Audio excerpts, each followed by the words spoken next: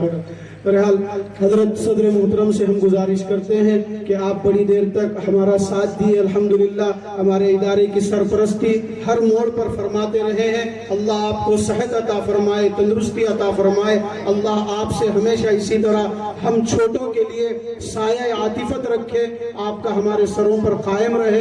हजरत से गुजारिश है कि हजरत ये आपका मजमा आपके मुंतजिर है, हजरत अपने पंदो नसाइल के जरिए से इस सामाइन को महसूस करें। अल्हम्दुलिल्लाह रब्बिल आलमीन, सल्लल्लाहु वस्सलामु अला सय्यिदिल मुरसलीन सय्यिदिना मुहम्मद व आलिहि व अस्हाबिहि अजमईन, अम्मा बाद। अऊज़ु बिल्लाहि मिनश शैतानिर रजीम, बिस्मिल्लाहिर रहमानिर रहीम। व नुनज़्ज़िलु मिनल कुरआनि मा हुवा शिफ़ाउन व रहमा। सदक़ल्लाहु मौलाना अज़ीम। वक़ाल नबी सल्लल्लाहु अलैहि वसल्लम अफ़ज़लुल इबादति क़िराअतुल कुरआन व कमा क़ाल अलैहिस्सलातु वस्सलाम। हज़रात उलमाए किराम, बुज़ुर्गों, दोस्तों, माओ बहनों और अज़ीज़ बच्चों, अस्सलामु अलैकुम व रहमतुल्लाहि व बरकातुहू। अब तो आप लोग सुन सुन के इतना थक गए हैं कि जवाब देने का भी दम नहीं रहा, और बहुत से लोग तो सो भी गए। मैं भी सो गया था, नींद लग गई थी थोड़ी देर मेरे को भी। अब खाए बात क्या नहीं होता, बोलो आप लोगों तो नहीं खाए होंगे उतना अच्छा जितना अच्छा हम लोग खाए। और मैं तो 3-4 दिन से खा रहा हूँ मुसलसल। और लोग बोलते मौलवी बना तो क्या खाएगा, अल्लाह इतना खिलाता आप लोगों को हवा भी नहीं लगी होगी उसके। अब मैं बोला तो मुँह में पानी आएगा, इस बात नहीं बोल रहा हूँ क्या क्या खा के आया सर सुबह से। तो बहुत थक गए हम लोग सुन के, और बहुत देर से बैठे हुए हैं। और हमारी माएँ बहनें भी बहुत देर से हैं बैठी हुई, उनको जाना भी है। और हमसे ज़्यादा औरतों को काम रहता है। हमारा तो काम दिन में कम रहता, मगर औरतों को बेचारों को बहुत काम रहता। अब रमज़ान मुबारक आ रहे हैं, बहुत एहसान औरतों का हमारे ऊपर है। हमारे घरों की रौनक है वो, हमारे बच्चों की माँ है, और हमारे ज़िंदगी के लिए एक अहम जुज़ है। जैसा एक शायर कहता है ना कि तेरे बगैर किसी चीज़ की कमी तो नहीं, तेरे बगैर तबीयत उदास रहती है। तो अब औरतों की बहुत अहमियत है, बड़ी ज़रूरत है। और आजकल पूरी दुनिया औरतों को टारगेट बना रही है। हिजाब के मसले पे हो, तालीम के मसले पे हो। अब देखो हमारे पड़ोस, एक मुल्क है पड़ोस में, वहाँ पे लोग भूखे मर रहे हैं, उनको कपड़ा नहीं है, निहायत सख्त सर्दी से दो चार है। मगर दुनिया में बोल रही कि साहब आप कॉलेज, औरतों के लिए कॉलेज खोलो, यूनिवर्सिटी खोलो, पढ़ाओ ना। पैसा खाने नहीं है, खाने के लिए नहीं है, कपड़ा नहीं है, उसका आप इंतजाम कीजिए तो हम तालीम का इंतजाम करेंगे। तो औरतों के पीछे पड़े हुए हैं। तो जरूरत इस बात की है कि हम औरतों की कद्र करें। और अब रमज़ान मुबारक आ रहा है, रमज़ान में तो औरतों का काम और बढ़ जाता है।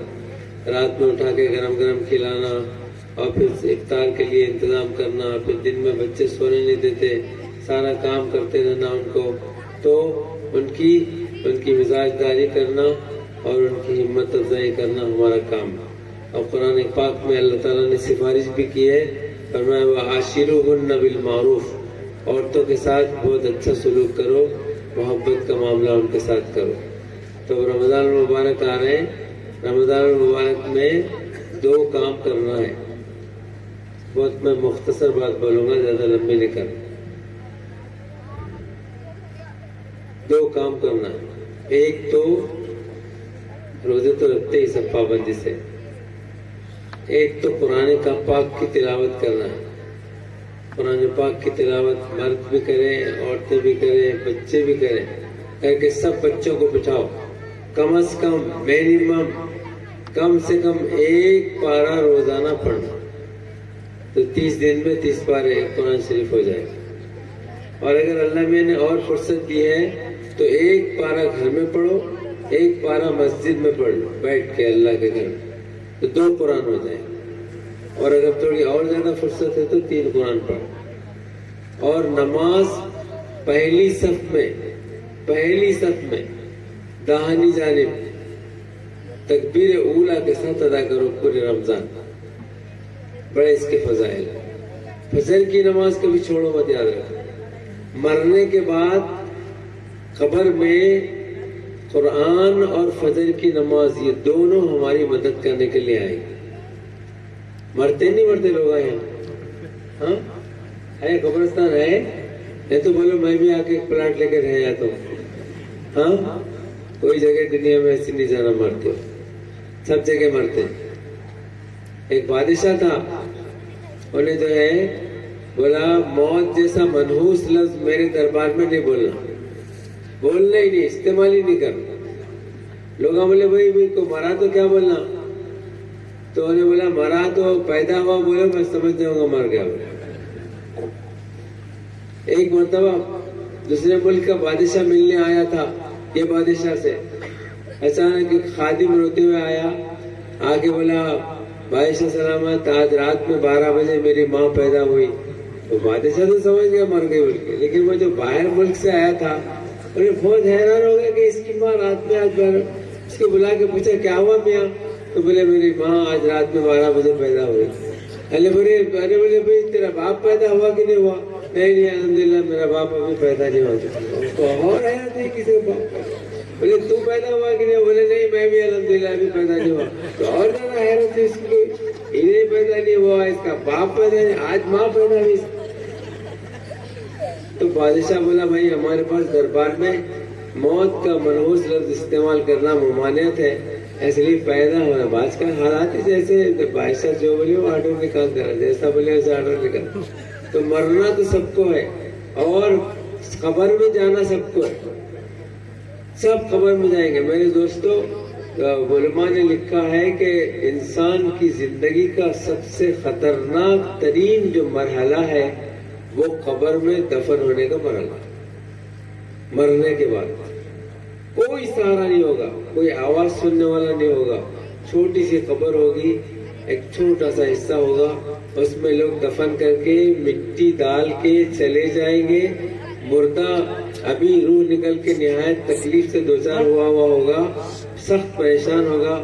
اپنے کفن کو دیکھے گا تو کفن اس کا جو ہے نیچے تک سرکا ہوا ہوگا, اور اسی اسرا میں ایک بہت خوبصورت ایک حسین خوبصورت آدمی قبر میں آئے گا اور آ کے بولے گا آپ فکر مت کیجئے, ابھی منکر نکیر آنے والے ہیں, وہ لوگ سوالات کریں گے, آپ فکر مت کیجئے میں جواب دوں گا ان کی طرف سے.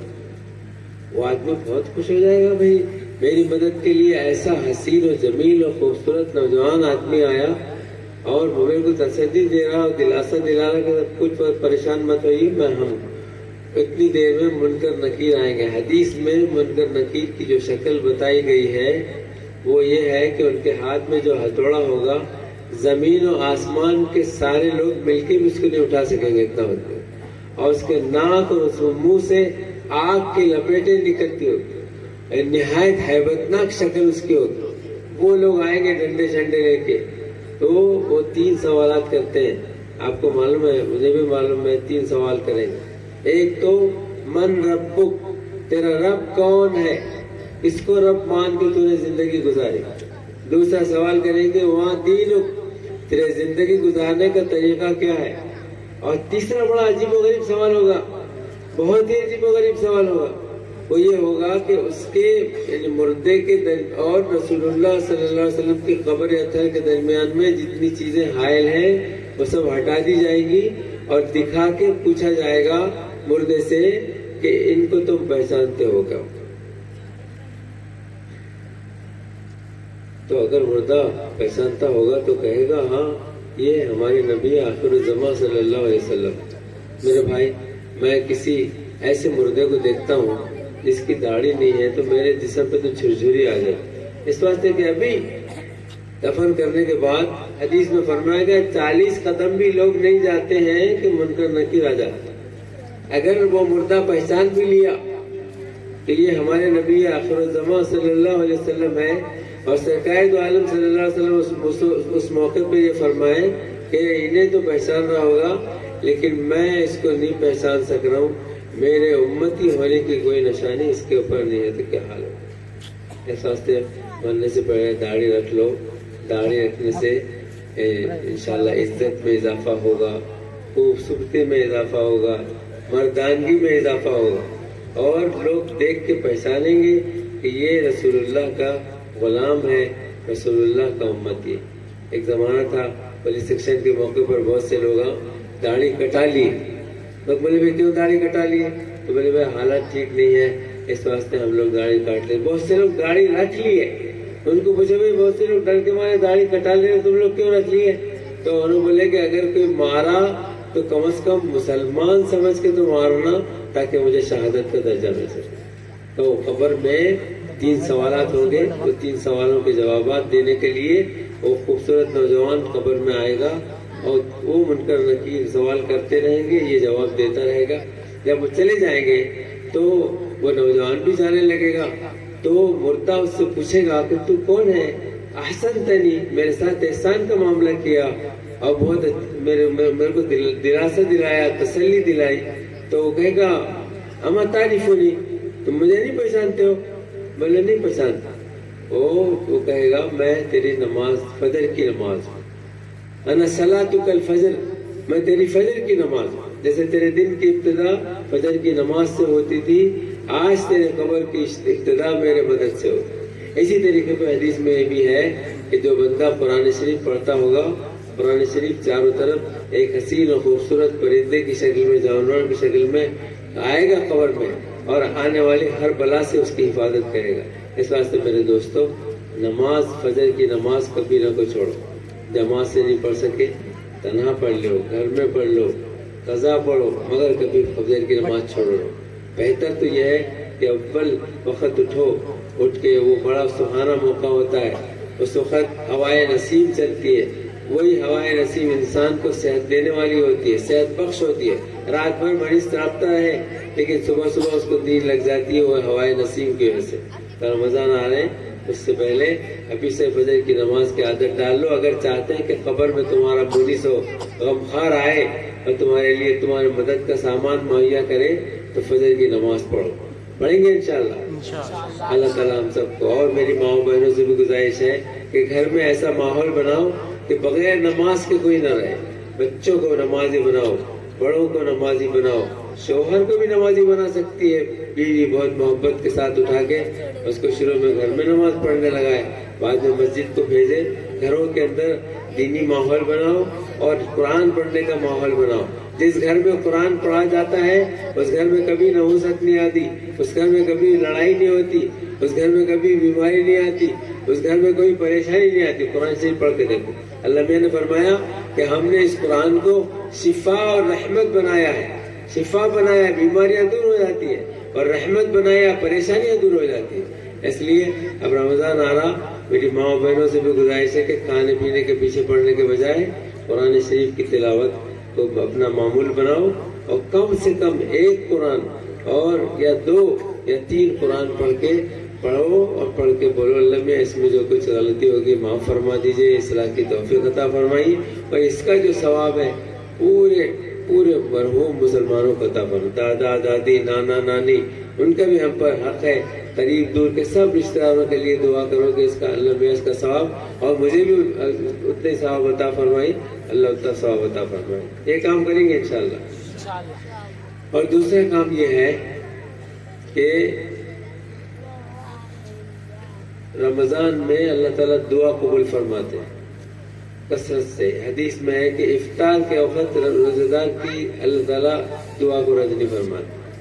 और हदीस को कुरान पाक में जहाँ रमजान के अहकाम बयान किए गए हैं, वहाँ पर अल्लाह ताला ने रमजान के अहकाम को रोक के दुआ के मजमून को बयान फरमाया। फिर आगे भी रमजान के अहकाम, इज़ा सअलका इबादी अन्नी फ़इन्नी क़रीब उजीबु दावत दाई इज़ा दआनी फलयस्तजीबू ली वलियुमिनू बी।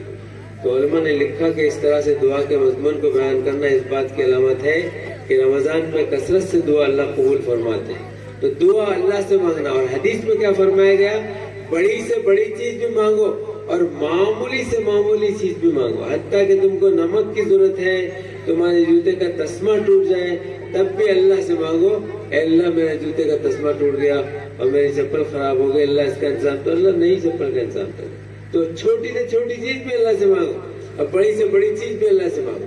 اور اللہ سے مانگنا اللہ کو بہت پسند ہے. جو بندہ اللہ سے روز مانگتا، بار بار مانگتا، ہر چیز مانگتا، ہر ایک شے کا سوال کرتا، ویسا بندہ اللہ کا سب سے محبوب. ارے ایک مرتبہ، بس ایک آخری قصہ سنا کے بعد ختم کرتا ہوں. ایک مرتبہ موسیٰ علیہ السلام نے اللہ سے دعا کی، اللہ جنت میں میرے ساتھ کون ہوگا، میں اسے دنیا میں دیکھنا چاہتا ہوں. اللہ تعالیٰ نے فرمایا اچھا جنت کے اپنے ساتھی کو دیکھنا چاہتے ہو، ادھر جنگل میں چلے جاؤ، وہاں دور جاؤ، وہاں ہمارا ایک مقبول بندہ ہے، وہ جنت میں تمہارا ساتھی ہو. گئے موسیٰ علیہ السلام، چلتے رہے. بہت دیر چلنے کے بعد ایک درخت تھا، اس کے نیچے ایک آدمی لیٹا ہوا تھا. وہ آدمی کیا تھا، ایک زندہ ناش تھی. اس کا جسم پورا زخموں سے چور چور تھا اور اس سے پورا خون اور پیپ رس رہا تھا، مگر وہ زبان سے کچھ کہہ رہا تھا، اس کی زبان چل رہی تھی. موسیٰ علیہ السلام کان قریب کرے تو اس کی زبان سے یہ الفاظ نکل تھے، اللہ تیرا کرم ہے، اللہ تیرا شکر ہے، اللہ تیرا احسان ہے. موسیٰ علیہ السلام کو بہت حیرت ہوئی کہ اتنی آزمائش میں ہے، پڑا ہوا ہے، اٹھ نہیں سکتا، ہل نہیں سکتا، زخموں سے چور چور ہے، پھر بھی اللہ کا شکر ادا کر رہا ہے. موسیٰ علیہ السلام نے سلام کیا تو انہوں نے جواب دیا. تو موسیٰ علیہ السلام نے پوچھا کہ آپ کس چیز پہ اللہ کا شکر ادا کر رہے ہیں، اتنے بڑی آزمائش میں، پریشانی میں ہے، کہ کس چیز پر اللہ کا شکر ادا کر رہے ہیں. تو اس بندے نے کہا کہ اللہ تعالیٰ نے واقعی میرا جسم کمزور ہے اور میں بالکل معذور ہوں، نہ چل سکتا ہوں، نہ اٹھ سکتا ہوں، نہ بیٹھ سکتا ہوں، لیکن اللہ نے مجھے زبان دی اور اس زبان سے شکر ادا کرنے کی توفیق عطا فرمائی، اس پر اللہ کا شکر. موسیٰ علیہ السلام بولے کیا صابر شاکر بندہ ہے. موسیٰ علیہ السلام نے کہا کہ اچھا کوئی خواہش ہے آپ کی،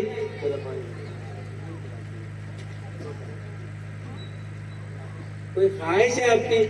تو اس بندے نے کہا کہ ہاں میری خواہش یہ ہے کہ اب دنیا سے جانے کا وقت ہے، میں حضرت اپنی گناہگار آنکھوں سے موسیٰ علیہ السلام کو دیکھ لینا چاہتا ہوں. دیکھو دل میں اس کی خواہش پیدا ہو رہی، موسیٰ علیہ السلام کو اللہ میں نے دیکھا. تو موسیٰ علیہ السلام نے فرمایا میں ہی موسیٰ ہوں. اس بندے خدا نے کہا اللہ تیرا شکر ہے، اللہ تیرا کرم ہے، اللہ تیرا احسان ہے، تو نے موسیٰ علیہ السلام کا دیدار کرا دیا اس گناہگار آنکھوں سے. بہت دیر تک شکر ادا. بعد میں پھر موسیٰ علیہ السلام پوچھے کہ حضرت میرے لائق کوئی خدمت ہے تو فرمائی. تو انہوں نے کہا موسیٰ آپ جانتے ہیں کہ نزا کی کیفیت ہے. نزا بولے تو روح کو کھینچنے، فرشتہ آ کے آدمی کے روح کو کھینچتا ہے، جگہ جگہ سے اٹک جاتی ہے. وہ حدیث میں فرمایا گیا کہ مہین کچا کپڑا کسی کانٹے دار درخت پر ڈال کر کھینچا جائے تو جیسے اس کا تار الگ ہو جاتا ہے، ویسی روح کھینچنے میں جگہ جگہ اٹک جاتی ہے اور بڑی شدید تکلیف ہوتی ہے. اور حضور نے فرمایا ان للموت سکرات، موت کے وقت بڑی سخت تکلیف ہوتی ہے. اور دعا بھی آپ نے فرمایا اللہم اعنی علی سکرات الموت و غمرات الموت، اے اللہ موت کی سکرات تکلیف پر اور موت کی بے ہوشی کے موقع پر میری مدد فرمائیے. اللہ ہم سب کے ساتھ مدد کا معاملہ فرمائے. تو ان بزرگ نے فرمایا کہ موسیٰ اب سکرات اور نزا کی کیفیت ہے اور شدید پیاس لگی ہے، اگر تھوڑا سا پانی آپ پلا سکے تو بڑا کرم ہو. میرے دوستوں ہم اپنے مریضوں کو لے آ کے دواخانے میں شریک کر دیتے. دواخانوں میں وہ غیروں کے ہاتھوں میں، عورتوں کے ہاتھوں میں چلے جاتے.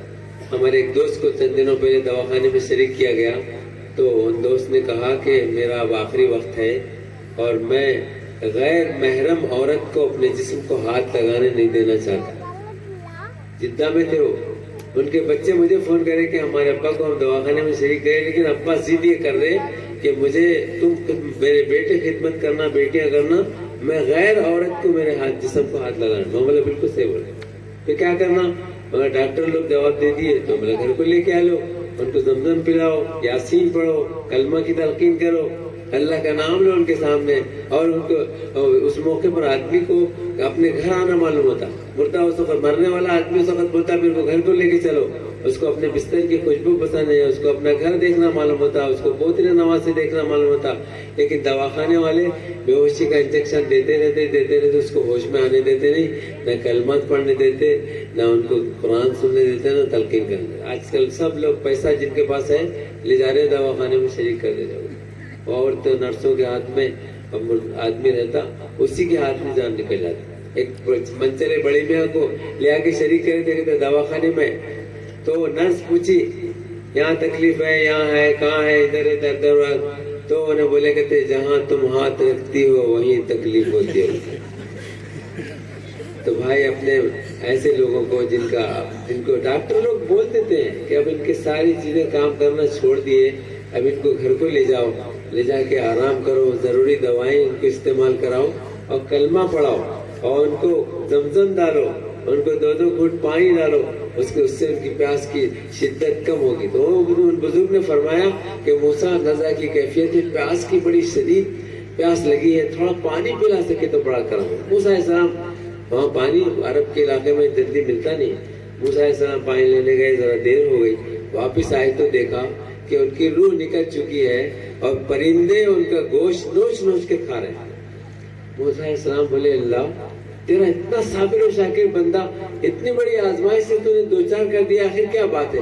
آواز آئی موسیٰ پانی تم سے کیوں مانگا, مجھ سے پانی مانگتا چشمہ وہی جاری کرے, تم سے کیوں پانی, نبی سے پانی مانگا تھا. تو اللہ کو اللہ سے مانگنا بہت پسند ہے. اس واسطے رمضان میں روزے سے پہلے افطار سے 10-15 منٹ پہلے ماؤں بہنوں سے بھی گزارش ہے کہ وہ لوگ آدھا گھنٹہ پہلے کچن بند کر دو, کلوز. سب ان کے ہاتھ میں آج کل, انہیں جو آرڈر دیے وہ سننا پڑ رہا, یس میڈم بولنا پڑتا جو بولے جو. تو ان سے گزارش ہے کہ آدھا گھنٹہ پہلے ساری چیزیں کلوز کر کے اور سب ایکسو ہو کے, مرد عورتیں, کھانا سامنے مت رکھو, ایک طرف ہو کے ایکسو ہو کے اللہ سے رو رو کے گناہوں کی مغفرت طلب کرو. گناہ سوائے خدا کے کوئی نہیں معاف کر سکتا ہے, رزق میں برکت سوائے خدا کے کوئی نہیں دے سکتا, اور صحت سوائے خدا کے کوئی نہیں دے سکتا. تو بہت اچھا چانس آ رہا اب رمضان کا. اللہ کرے کہ ہم سب کو رمضان, حضور اکرم صلی اللہ علیہ وسلم کو رجب سے رمضان کا انتظام ہوتا تھا, انتظار ہوتا تھا. اب دعا فرماتے اللہم بارک لنا فی رجب و شعبان وبلغنا رمضان. اے اللہ رجب و شعبان میں برکت دیجئے اور ہم کو عافیت کے ساتھ رمضان تک پہنچا دیجئے. تو ہم بھی پہنچ جائیں گے انشاءاللہ, لیکن کوئی امید نہیں ہے کہ آئندہ بھی پھر زندہ رہیں گے, آئندہ رمضان ملے گا. گزشتہ سال کتنے لوگ زندہ تھے جنہوں نے رمضان کے روزے رکھے, لیکن اب منو مٹی میں سے دفن ہو گئے ہیں. بہت سے ایسے بھی ہیں جو گزشتہ رمضان کے روزے رکھ سکے تھے لیکن اس سال نہیں رکھ سکے, طبیعت ٹھیک نہیں ہے, بیمار ہیں, کچھ اور آزار ہیں. اب پتہ نہیں ہمارا بھی کیا حال ہوگا. اس لیے اس رمضان کو غنیمت سمجھو. حضور اکرم صلی اللہ علیہ وسلم نے اس شخص کے لیے بد دعا, حضرت جبرائیل نے بد دعا کی اور حضور نے آمین فرمایا کہ ہلاک ہو جائے وہ آدمی جس کو رمضان جیسا مبارک مہینہ ملے پھر اپنی مغفرت نہ کرا لے. اس واسطے رمضان کو بہت غنیمت سمجھو, اس میں خوب دعائیں مانگو اور قرآن کی تلاوت کرو, خیر خیرات بھی کرو. اور دیکھو زکوٰۃ نکالو 2.5%, 2.5% زکوٰۃ ہے میرے دوستو. اللہ میں اکبر. گورنمنٹ جو جی ایس ٹی لگا رہی 12%, 13%. پرسوں میں ایک ہوٹل میں کھایا تو 13% اسٹیٹ جی ایس ٹی اور 13% وہ مرکز کو کیا بولتے ہیں, سینٹرل جی ایس ٹی. وہ بولے 26% تو یہ ہو گیا سارا, کھانے کے پیسے الگ. تو اللہ کی طرف سے خالی 2.5% ہے. 100 روپے میں 2.5 روپے, 1000 روپے میں 25 روپے, 1 لاکھ میں 2500 روپے. اور اپنے قریبی رشتہ داروں کو دو. قریبی جو آپ کے رشتہ دار ہیں ان کو دینے کا حکم ہے, زیادہ ثواب ہے اس میں. اور بول کے دینے کی ضرورت نہیں کہ یہ زکوٰۃ ہے, صدقہ فطر ہے, صدقہ, کچھ نہیں. رمضان کا تحفہ, ہدیہ, رمضان کی تیاری کے لیے یہ سامان بھیجا دو. اور ان کو, اور پھر ایسے رشتہ داروں کو دو جو تمہارے دشمن ہیں, تمہارے تنقید کرنے والے ہیں, تم پر جلنے والے ہیں, تمہاری برائی کرنے والے ہیں, اور تمہارے حاسدین ہیں, رشتہ دار ہیں لیکن تمہارے ساتھ حسد کا معاملہ کرتے ہیں. ویسے رشتہ داروں تک پہنچاؤ تو انشاءاللہ ان کے سینے میں بھی دل ہے, پتھر نہیں رہتا. اب آپ ان کے ساتھ بھلائی کا معاملہ کریں گے تو دوستی دشمنی دوستی میں تبدیل ہو جائے گی. حکم بھی یہی ہے کہ صلہ رحمی یہ ہے کہ وہ تمہارے ساتھ صلہ رحمی کا معاملہ نہ کریں اور تمہارے ساتھ غلط انداز میں پیش آئے اور پھر تم ان کے ساتھ اچھا سلوک کرو. تو رمضان آ رہے, زکوٰۃ ماؤں بہنوں سے بھی گزارش ہے, سونا چاندی جتنا ہے تمہارا ہے سو حساب کر لو, شوہر کا ہے سو معلوم کر لو. شوہر کا جو ہے بول دو کہ بھائی تم اپنے پیسوں کی سونا ہے تمہارا اس کی زکات نکالو. تمہاری جو ملکیت میں ہے وہ آج کل سونے کی بہت قیمت ہو گئی, اس کا 2.5% جو کچھ ہوتا موجودہ مارکیٹ ریٹ سے اس میں اس کے پیسے نکال کے غریبوں اپنے قریبی رشتہ داروں میں تقسیم کرو. اور دیکھو یاد رکھو, کپڑے خریدے تو غریبوں کے واسطے وہ پرانے خراب ایسے پتلے کپڑے جس میں پورا بنگلہ دیش نظر آئے آدمی کا, وہ زکات میں نہ کو دو. جو کپڑے اپنے واسطے خرید رہے, اپنے بچوں کے واسطے خرید رہے, بیوی کے واسطے خرید رہے, وہ سے کپڑے اپنے کسی قریبی رشتے دار کے ساتھ ویسے بھاری کے خرید. ایک آدمی کو میں بولا ایسا خریدو جا کے کپڑے, انہوں بولے مت صاحب جب سے شادی ہوئی ہماری میڈم ہی میرے کپڑے بھی خرید رہی, اپنے بھی خرید لے رہے. تو ویسا بھی ہے تو میڈم کو بولتے ہو ایک اچھا جوڑا ہمارے چچا کے واسطے, ہمارے رشتہ داروں کے ساتھ خرید کے واسطے. ایک پوری دنیا کے رشتے غریبوں کے آپ ذمہ دار نہیں ہیں. جتنے اچھے چیزیں دے سکتے ہیں ایک کو دو, 2 کو دے سکتے, 10 کو دے, جتنا دے سکتے دو, مگر معلوم نہ کو ہوں کہ تم دے رہے. ہاں ایسا. اور اپنے محلے کے امام صاحب ہیں, مؤذن صاحب ہیں, ان کے لیے بھی کچھ انتظام کرو. اماموں کو, مؤذنوں کو, مدرسوں کو کیا تنخواہ ملتے ہیں. ابھی من صاحب حساب بتا رہے تھے 16 لاکھ روپے 90 بچوں پہ خرچہ ہوا ہے, اور یہ کتنے 8 بچے حافظ بنا کے دیا. 16 لاکھ روپے بہار ہو. میں اس کو تقسیم کرا 16 لاکھ روپے کو, تو اب 12 مہینے پہ تقسیم کرا تو کتنے آ رہے, کتنے آتے. ایک بچے پہ 1500 روپے ماہانہ خرچہ آ رہا, پورے ٹوٹل خرچے کے ساتھ, بجلی کا خرچہ, پانی کا خرچہ, مدرسین کی تنخواہ سب کے ساتھ. اور وہ گورنمنٹ جو تمریز کالجیں چلا رہی, اسکولیں چلا رہی, ایک بچے پر 1,20,000 روپے خرچہ ہو رہا, اور یہاں ایک بچے پہ 1500 روپے ماہانہ خرچہ ہو رہا. پورا ٹوٹل ملا کے اتنے کم خرچے میں اتنا زبردست آپ کو فائدہ پہنچ رہا ہے. اتنے بچے حافظ عالم بن کے نکلے, کتنے عالم اور پیچھے بیٹھے ہوئے دیکھو ابھی کے 10-12 سال کے اندر کیسے آپ ہی لوگوں کے دیے ہوئے چندے سے. تو یہ قیامت میں ہماری سفارش کریں گے انشاءاللہ. تو ان مدارس کے بچوں کو بھی محبت کی نگاہ سے دیکھو, یہ مدارس میں کیا ضرورت ہے وہ معلوم کر کے دو. اپنے جی میں آیا تو سامان لوگ کو دو. بہت سے لوگ کیا کرتے ہیں, کوئی مر گیا قرآن شریف کے پارے خریدے لا کے رکھتے, اتنے پارے رکھے ہوئے مسجدوں میں کوئی نہیں پڑھتا اس کو. ارے بھائی جا کے مسجد والوں سے پوچھو کیا چیز کی ضرورت ہے. پائیدان کی ضرورت ہے وہ دو, زیادہ ثواب ملے گا. نماز کی ضرورت ہے وہ دلاؤ, زیادہ ثواب. نہیں دل میں آیا پنکھا لگا دیتے لوگ, پنکھے کے پکڑی پہ ایک طرف کیا لکھتے, من جانب چنو میاں, دوسری طرف برائے اشارہ ثواب منو میاں, چنو میاں منو میاں, پھر رہے ثواب کچھ بھی نہیں ملتا. اس کو ثواب مل رہا نا اس کو ثواب مل رہا. اس واسطے خیرات کرو, زکوٰۃ نکالو, اور اپنے مال کی صحیح زکوٰۃ نکالیں گے تو تمہارے مال میں برکت ہوگی, خیر ہوگی, بیماریاں نہیں آئے گی, ترقی عطا فرمائیں گے, اور اس میں کوئی نقصان نہیں ہوگا انشاءاللہ. ہاں میرے پاس ایک انجینئر بچہ آتا ہے ہمیشہ ہر سال زکوٰۃ کا حساب, اور بولتا صاحب یہ پیسے میرے اتنے ہیں, یہ مال ہے, یہ سونا ہے, یہ پلاٹ ہے, آپ جتنے بولے اتنے میں زکوٰۃ نکال دیتا. تو پہلے سال آیا تو اس کے 5 لاکھ روپے تھے, دوبارہ آیا آئندہ سال آیا تو 15 لاکھ روپے ہو گئے, گزشتہ سال آیا تو 70 لاکھ روپے اس کے. میں بولا دیکھو تم زکوٰۃ حساب سے نکالے, اللہ میاں اسی حساب سے ضرب دے دے کے تمہارے کو پیسے دیتے. تو اس واسطے اب دیکھو زکوٰۃ نکالو, حساب کر کے نکالو, ایک ایک چیز کا حساب کرو, سونے کا, چاندی کا, زمین کا.